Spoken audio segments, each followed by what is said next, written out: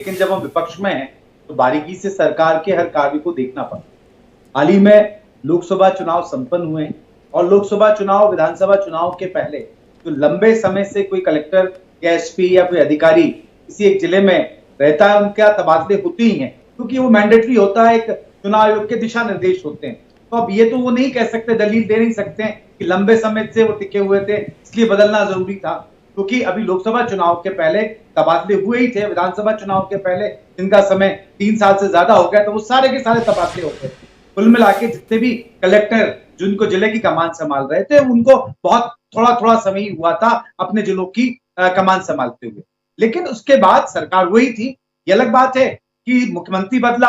अब मुख्यमंत्री बदलते ही अगर सरकार का चलाने का तरीका बदल जाए या सरकार की नीति बदल जाए या नियत बदल जाए, ये कहना अलग विषय है। सरकार तो वही है, लेकिन ना जाने पूर्व मुख्यमंत्री पर या तो भरोसा नहीं है या पूर्वोत्तर सरकार पर भरोसा नहीं है या ना जाने क्या आपसी ऐसे मामले रहे कि जिलों के कलेक्टर बदले गए। लेकिन ठीक है, बदलना अपनी अपनी जगह, सबका अपना स्टाइल है, लेकिन बदले हुए कलेक्टरों को फिर बहुत जल्दी वापस बदल देना, ये कौन सी बात हुई है? उसके पहले हमारे भारतीय जनता पार्टी के साथी और तमाम लोग क्या करते थे, कांग्रेस ने तबादला उद्योग खोल लिया। अब ये बताएं कि कलेक्टरों के जितने तबादले हुए हैं, लगभग 32 से ज्यादा कलेक्टरों के तबादले हुए हैं, तो इन तबादले जब इतने सारे हुए हैं तो आप ये बताइए कि फिर ये कौन सा उद्योग है, क्या कर रहे हैं, क्यों कर रहे हैं, क्या कारण है? और 4-4, 5-5 महीने के लिए एक कलेक्टर फिर उसको बदल देना। अब ये असंतोष क्या अधिकारियों पे है या पूर्वोत्तर सरकार पे है या उनके अन्य नेताओं पे है? ये स्पष्टीकरण आना चाहिए, ऐसा हो क्यों रहा है? क्या कलेक्टरों के बदलने से क्या लॉ एंड ऑर्डर या प्रदेश की स्थिति सुधर गई है?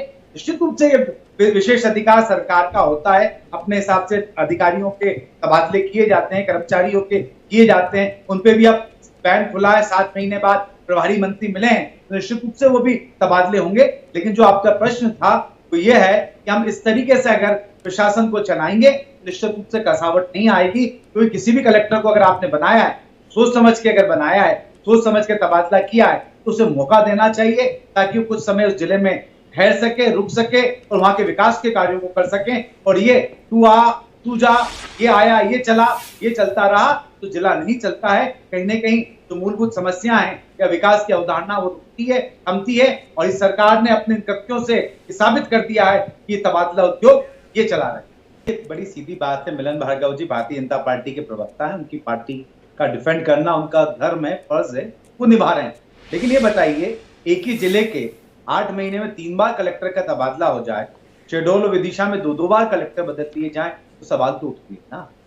बात सवाल इसलिए भी उठेंगे कि पूर्व की सरकार भारतीय जनता पार्टी की थी। अमूमन ये होता है कि किसी दल की पार्टी होती है, दूसरे दल की पार्टी जब आती तो तबादले होते हैं कलेक्टरों पे, अपने अपने हिसाब से एजेंडा सेट करना होता। लेकिन आपके ही दल की पार्टी के बाद आपके ही लोग थे, उन्हीं एजेंडों को तो आप आगे बढ़ा रहे हैं। आप कह रहे हैं कि हमारी सरकार अच्छी चल रही थी, जब भी हमें मत मिला है, जब भी हमें बहुमत मिला और हम सरकार में आए। फिर क्या ये अधिकारी सबके सब क्या बेकार थे या उन्होंने ढंग से कार्य नहीं किया जो आपने अविश्वास कर लिया? अभी मेरे काबिल मित्र मिलन जी बोल रहे थे कि 50,000 से ज्यादा तबादले। भूल गए हैं कि लगभग जो उनकी सरकार थी 15 साल की, उन्होंने शिक्षकों के ट्रांसफर की कोई नीति नहीं लेकर आए थे। कमलनाथ जी नीति लेकर आए थे, ऑनलाइन ट्रांसफर हुए थे और 50,000 से ज्यादा ट्रांसफर एक सिंगल क्लिक पर उस समय हुए थे। खैर कोई बात नहीं, आरोप लगाना उनका फर्ज है विपक्ष के ऊपर, वो पुरानी बातें हैं। ठीक है, हमने तबादला उद्योग चलाया, आप कह रहे हैं, तो आप क्या चला रहे हैं हुजूर? ये तो बता दीजिए। जब कोई तबादले अगर कांग्रेस ने किए उस समय तो तबादला उद्योग हो गया। अब अगर आप तबादले करते हैं तो वो तबादला उद्योग नहीं है, उसकी टर्मिनोलॉजी दूसरी है। कसावट लाना है, हमें हमारी टीम बनाना है, मुख्यमंत्री जी का विशेष अधिकार है, और जब हमारे मुख्यमंत्री कर रहे थे तब तबादला उद्योग हो गया।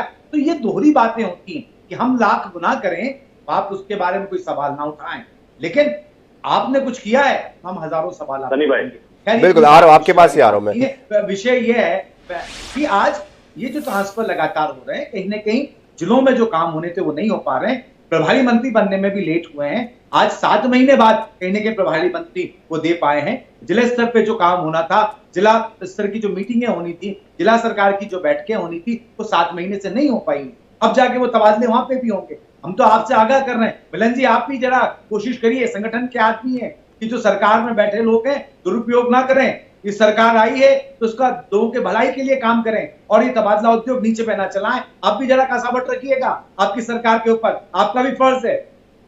देखिए सनी जी, बात बड़ी स्पष्ट है कि जहां जरूरत है वहां करना चाहिए। कोई अगर गलत काम होता है या कहीं लापरवाही होती है, निश्चित रूप से उनको सजा मिलनी चाहिए, मैं उस बात को एग्री करता हूं। लेकिन लगातार इतने ट्रांसफर करना, बेवजह ट्रांसफर करना, इन पर सब सवाल उठते हैं। लगाम लगना चाहिए, जिले स्तर पे काम नहीं हो रहे हैं। मिलिंद जी ने कहा कि 50,000 का स्वीकारा, हाँ शिक्षकों का किया, आप 15 साल तक नहीं कर पाए थे, कोई नीति नहीं बना पाए थे, और वो नीति बनाई तो 50,000 शिक्षकों का ट्रांसफर हुआ। आपने कहा तबादला उद्योग, तो ये आपकी भी नजर है। मुझे नसीहत देने के अलावा आप भी अपने ऊपर नसीहत रखें कि जब हम थे अरे तो आप सनी भाई